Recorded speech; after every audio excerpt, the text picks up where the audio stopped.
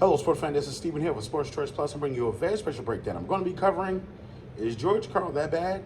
Before I get right into that, I want to make sure that you subscribe to the YouTube channel so you can get all the updates, all the breakdowns. Without further ado, let's get right into it.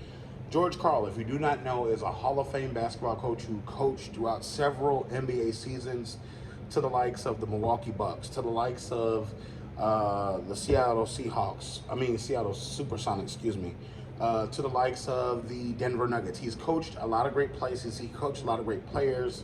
Some that I would mention: Carmelo, J.R. Smith, Kenyon Martin, Shawn Kemp, Detlef Schrempf, Gary Payton. You know, he's coached a lot of people.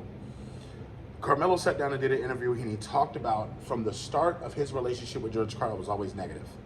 From the first conversation, it was a demeaning conversation. From the first time he had a conversation with Melo, he told him he didn't like him shooting so much. He told him that Detlef Schrempf was the maximum he saw his ceiling as, and what he saw him as a role player, which is demeaning to Carmelo, because Carmelo, coming out of college, was looked at as a superstar. He was looked at as like LeBron James, like a Dwayne Wade. He was looked at like a Chris Bosh, like the guy's a transcendent player. So when George Karl had that relationship with Melo, it didn't start out to the right note. From the standpoint, he even talked about how throughout the season, you know, Melo didn't get along with him because of the way that he coached, the style, the way he went about doing his own business. So when you're thinking about Carmelo Anthony, Melo broke down so many different bulletin points. He broke down so many different things, and you're starting to see why George Karl had the issues he's had. When you think about the likes of him having issues with Kenyon Martin, J.R. Smith, Shawn Kemp, Marcus Camby, when you think of him getting into it with Kenyon Martin in front of the staff, when you think of him having whole locker rooms vote against him, these are the things that you got to wonder why, and Melo put perspective to it. When you're high and mighty and you're sitting up here and you want to get to players, you can't talk to them like that. You can't treat them like they're expendable, especially NBA players, especially superstars. Melo said he went to bat for George Karl so he can get a contract extension, even after the negativity, even after all the bullshit that happened in their relationship. So from the standpoint of, okay, you know, is George Karl a great coach? Possibly. From the standpoint of, you know, he can coach X's and O's? Possibly. But when you think about it, he lost a lot of his locker rooms. When George Karl first took over with the Denver Nuggets, he only wanted to coach against the Milwaukee Bucks first. He didn't want to wait and coach any other game. From when you're looking at Melo as a player, how much of Melo was impacted negatively that we didn't see the best version of Melo in Denver because of who the coach was? He talked about the tell-all book that George Karl wrote, where it seemed like he was bashing Carmelo every chance he got. When you think of the likes of, he told the story about how he played for the Spurs with superstar George Gervin, and George Karl was a role player. He said he hated playing. Melo said George Karl told him he hated playing with George Gervin because he was a superstar. He said George Gervin would never pass him the ball because he's a superstar. And he talks about the resentment from that. He talks about how he treated people in the locker room like trash, like Kenyon Martin. And Kenyon Martin tells the story about how he was injured and how he got suspended for the playoffs because of George Karl and the little antics he does to get under his skin. Carmelo challenged people to say, go to Gary Payton, go to Shawn Kemp, go to Detlef Schrempf, go to Kenyon Martin, J.R. Smith, go to Marcus Camby, go to some of his best players that he's coached under and find something positive that they can say about George Karl. They talked about Sam Cassell. He said that Sam Cassell, he hated Sam Cassell's game. He hated that he shot so much. He said he hated Glenn Big Dog Robinson because he didn't listen to him. This is an NBA coach that we're talking about.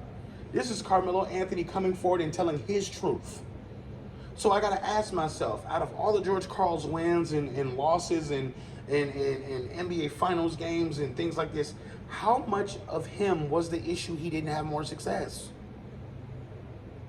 Usually you see after you've had success places, you know, there's a bond. Even after you move on from the playing days, you know, you're adults, you know, you get older, you know, you see one of your coaches you used to play for, you cheers it up, you may smoke a cigar together.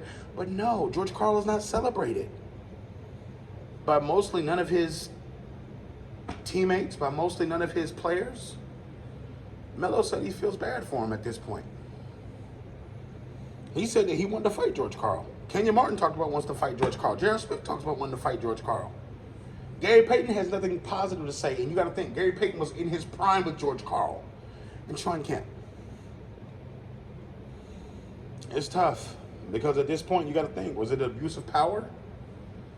You know, from a standpoint of, could George Karl have coached better and possibly won a championship if he treated Melo differently, Kenyon Martin differently, J.R. Smith differently, Gary Payton, Sean Kemp differently? He's had some amazing talent on his rosters. And it's troubling, because you hear about so many things that Carmelo put in the podcast. He talked about him criticizing him. He talked about how he would bash him publicly.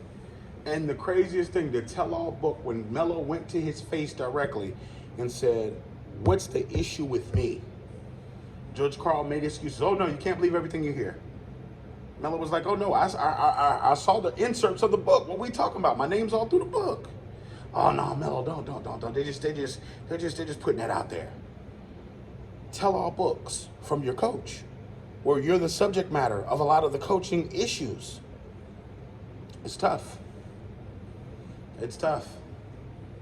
So now you just got to think about this.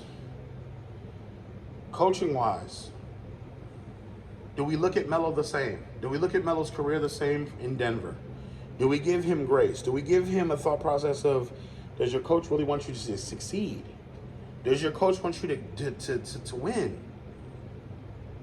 You know, coming in off the bat and telling somebody deadlift shrimp is better than you, or that's your ceiling, that's not something that you want to hear as a superstar.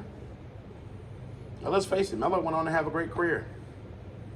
But how much more could he have gotten out of Melo if he actually embodied believing in Melo, supporting Melo, pushing Melo in the right direction? If all you got is friction and friction and friction, what you got going on? How does your superstar trust you and trust your coaching and believe in your philosophy if all he's doing is this, hitting his head on that ceiling because you gave him limitations? Do I believe everything that's said about George Karl? Not everything. But a large chunk of what Melo's saying, Kenyon Martin's saying. A large chunk of what Kenyon Martin's saying, J.R. Smith is saying. J.R. Smith is matching up with Gary Payton. Gary Payton is matching up with Sean Kemp. Sean Kemp is matching up with all these different people. And now we're back at square motherfucking one. Again, am I blaming George Karl for Melo's time in Denver not being the best possible version of it, what it is? No. Because in the end, Melo's responsible for his game. The off-season training, the off-season drills, the regular season training, the regular season drills, the playing defense, playing offense, effort, that's Melo. But I will say this, I've lost a lot of respect for George Karl. The man that I once saw on television and said, "Oh, that's a great coach," I don't think the same thing at this point. Because the stories are starting to add up. And then you thinking, like, look, it's tough. So what do you guys think? Do you think George Karl's innocent? Do you think George Karl got a bad rap? Do you think Carmelo overreacted, underreacted? What do you think? What do you think about this? And check out Melo's interview. It's a tell-all interview where he talks about George Karl fully. Drops receipts, drops information, drops all these things. Leave your comments in the comment section below. Definitely check out Sports Choice Plus. We will see you in the very next video.